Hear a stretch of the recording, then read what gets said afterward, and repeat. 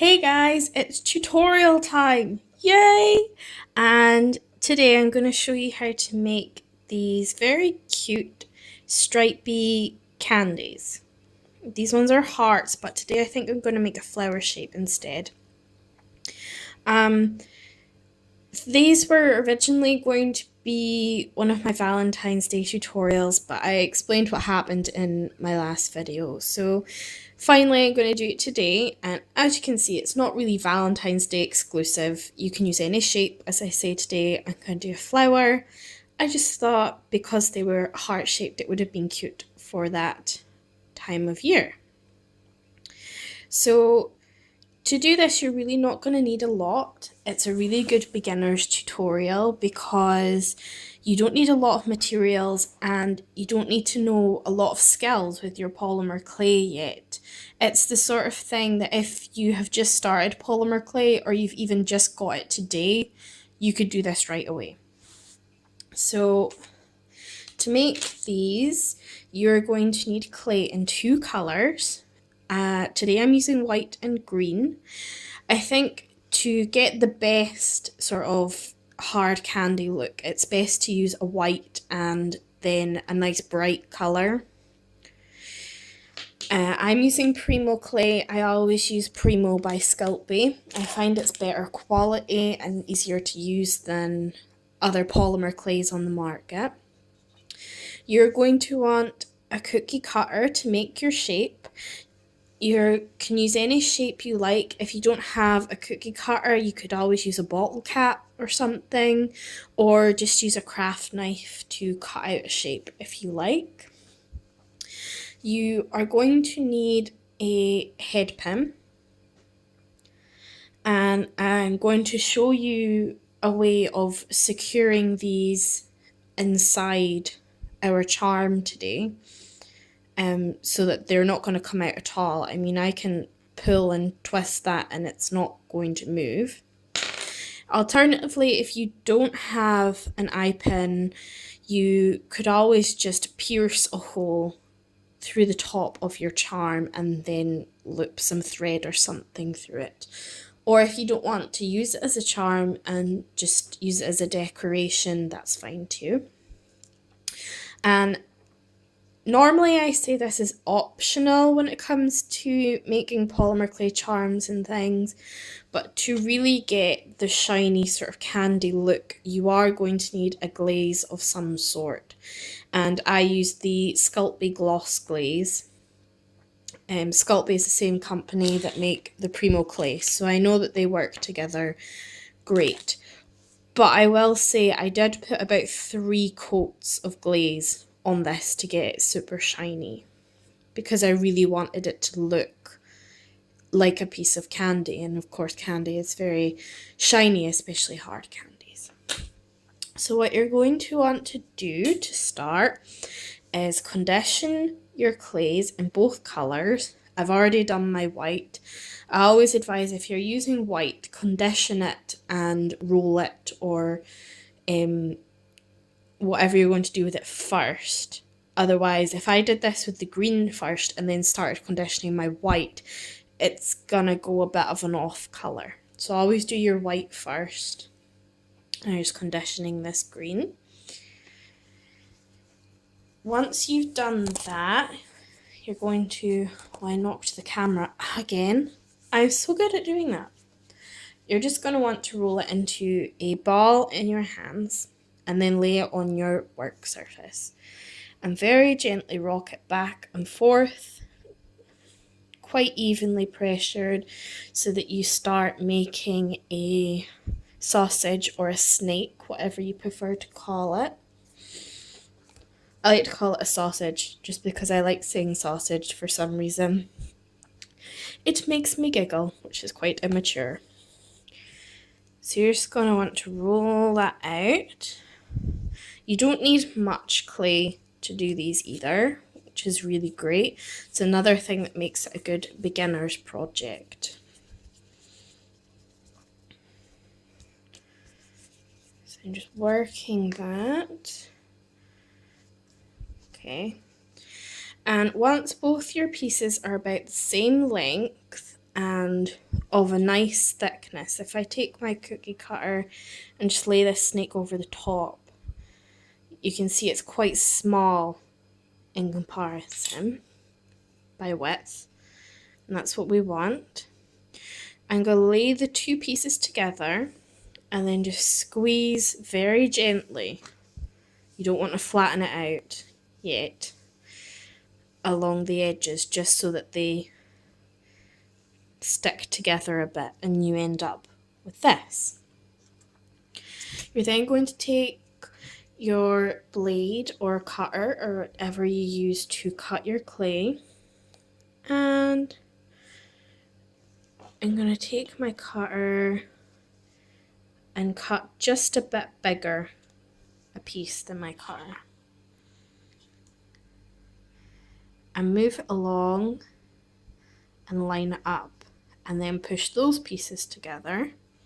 So now I have 4 rows of clay, and then I'm going to use that piece as a guide to cut it again, move it along and press those together. So now I have 6 rows of colour, and one more,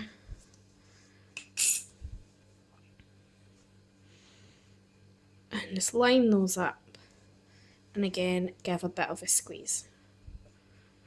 So now I have 8. You might have more, you might have less, it depends how long your snake is to start with. Just cut the excess off. So now I'm left with this. I'm then going to take my acrylic roller and gently just roll over the top.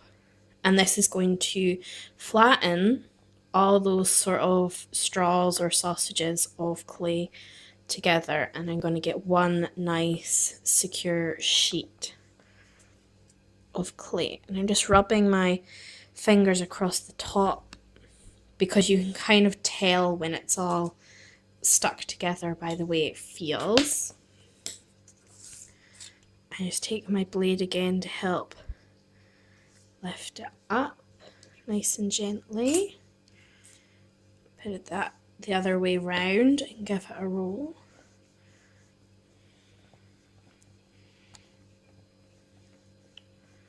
So once you're happy that it's all nice and secure and stuck together, you're going to want to take your cutter and just cut your shape out of the clay.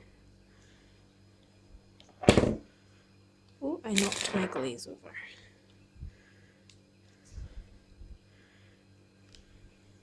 Just gently lift it up. I don't think that's cut through very well. So I'm going to do that again. There we go. And remove the excess. I'm going to cut just some of this off the top, and then the rest of my excess I'm going to start blending, because again you don't need very much. This is what's going to form the back of our candy. If I take one of these across, because you can see it's kind of two-tone. This isn't a separate colour of clay on the back. This is the leftovers blended together. I think it just gives it a nicer bit of dimension, having the blend of colour on the back, rather than just putting on more white or more red. It also gives you a use for the leftover clay, which is always great because I'm always left with lots of like scrap pieces, and I'm the sort of person that I don't really like throwing stuff away.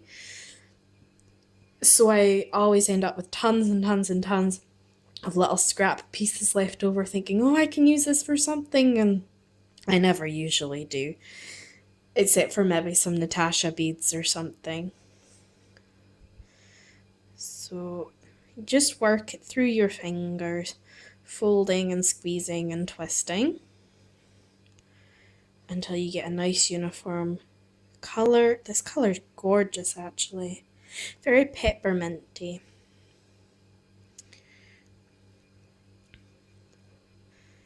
And I'm just going to lift our little flower and then roll the blended piece. And because this is going to be the backing, you're probably going to want it a bit thicker just to bulk out your charm, because no doubt if your stripy piece like this is anything like mine, it's always quite thin. So I always try to get my back piece a reasonable thickness, just so that it's going to be quite solid. And then take our cutter and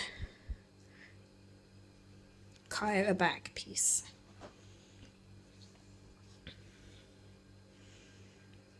Like so. Let's push that out. Okay, I'm just going to smooth off the edges, because this one cut a bit funny. Remember, I had to cut it twice, so the edges are a little bit funny on it. Here we go. And I'm going to flip over my back piece.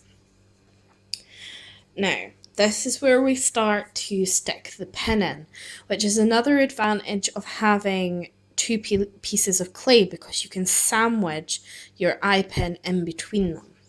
But rather than just sticking it in and putting the clay on top, we're just going to manipulate the ends around a few folds and twists.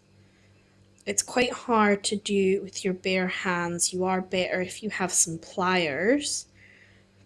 But I just wanted to show that this was the sort of thing that you could do very easily as a beginner and right away. So I've just kind of bent it round into a hook at the bottom, and we have the eye at the top. And I'm going to decide where I want this to go on my charm. And I think I want it poking out the top. So I'm just going to lay it on the backing, like so, and give a press into the clay.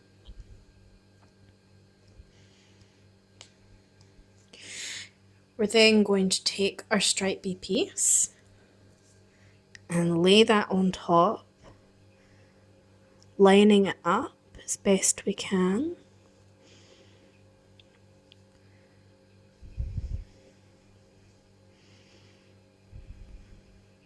There we go. And then give a gentle press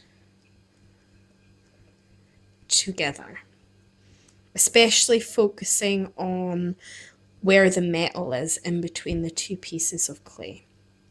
And this is really going to secure that then inside, because it's not just sitting straight where it can slip out, and it's not being made into an L shape and then slid in manually, so it's going to have space to get out. The advantage of having it in a twirl or a hook and sandwiched in between is now the two layers of clay around the metal and in between the loop that we did of the metal is going to stick together, and it's going to bake like that, and there is no way that is going to come out unless you physically break the charm in half or something like that. But it's not going to fall out by itself. I'm just going to lift this off my surface now. So we've got the lovely colour on the back and our stripes on the front. And I'm just using my fingers to kind of push the edges together because it's a little bit uneven. and it just helps smooth the edges together as well. Your hands are a brilliant tool for doing this because the heat from your skin is really going to help manipulate that clay the way you want it to go.